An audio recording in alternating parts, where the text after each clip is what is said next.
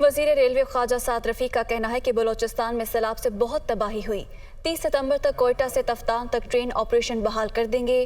دعا ہے مزید بارشیں نہ ہوں اور سیلاب متاثرین اپنے گھروں کو واپس لوٹ جائیں. بلوچستان میں سیلابوں نے بہت نقصان کیا ہے، جیسے سندھ میں ہوا ہے. یہاں پہ ہمارا کوئٹہ تفتان سیکشن 104 جگہ سے بریچ ہوا ہے اور کچھ برج گرے ہیں. اس کو انشاءاللہ ہم 30 سپٹمبر تک بحال کر دیں گے. کوشش کر رہے ہیں جو انسانی بس میں ہے کہ ارلیسٹ یہ ٹریکس، یہ پانی نیچے جائے اور اس کے نقصانات سامنے آئیں اور پھر فوراً ریپیئر ورک ہم شروع کر دیں گے انشاءاللہ تعالیٰ. آپ بس دعا کریں اللہ تعالیٰ اس سیلاب کے عذاب سے اور مصیبت سے اس قوم کی جان چھڑا دے اور بارش نہ آئے.